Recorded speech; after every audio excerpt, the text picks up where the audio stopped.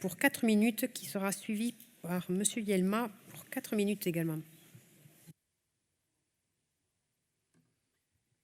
Madame la Présidente, mes chers collègues, ce rapport que nous examinons...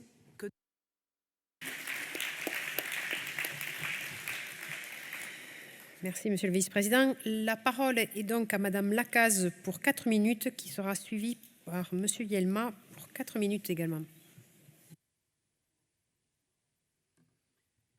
Madame la Présidente, mes chers collègues, ce rapport que nous examinons aujourd'hui est un plaidoyer fort pour une politique agricole commune plus juste, plus équitable et plus résiliente.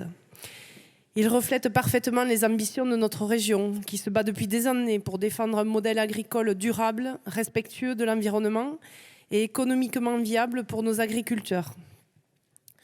Comme le rappelle ce rapport, l'Occitanie est une région agricole majeure en France. Nous sommes la première région viticole, la première région bio d'Europe et nous jouons un rôle clé dans la production de légumes secs, de fruits et dans l'élevage ovin. Cependant, cette richesse est aujourd'hui menacée. Les crises climatiques, sanitaires et économiques se succèdent, mettant à mal nos exploitations. Les aléas climatiques, comme les sécheresses répétées, les inondations ou les canicules, sont de plus en plus fréquentes et intenses. Les agriculteurs doivent faire face à des défis sans précédent et nous devons les soutenir. Face à ces défis, la région Occitanie a fait le choix d'une politique agricole volontariste. Nous avons doublé le budget consacré à l'agriculture depuis 2016 et nous continuons à mobiliser des crédits importants pour soutenir l'installation des jeunes agriculteurs, la transition écologique et la modernisation des exploitations. Grâce à notre plan installation-transmission, nous avons atteint le taux d'installation le plus élevé de France, avec plus de 2000 installations par an. Nous soutenons également la filière viticole qui est aujourd'hui sinistrée et que nous accompagnons les exploitants dans leur diversification et leur adaptation au changement climatique. Le rapport que nous examinons aujourd'hui propose 6 principes essentiels pour la future PAC post-2027. Ces principes visent à garantir une répartition équitable des aides, à encourager la diversification des exploitations, à renforcer la résilience face au changement climatique et à promouvoir une alimentation de qualité et accessible à tous. Ces propositions sont ambitieuses, mais elles sont nécessaires pour relever les défis auxquels notre agriculture est confrontée. Cependant, mes chers collègues, nous ne pouvons pas ignorer les menaces extérieures qui pèsent sur notre agriculture. La politique commerciale agressive menée par Donald Trump plonge nos filières agricoles dans l'incertitude. Les guerres commerciales qu'il déclenche, notamment contre notre viticulture, ont des conséquences désastreuses pour nos exploitants.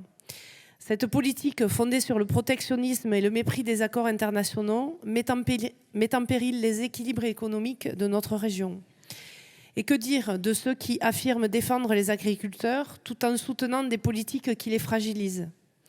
Contrairement à ce que prétendent les détracteurs de l'Europe, la PAC reste notre meilleur allié pour défendre notre agriculture.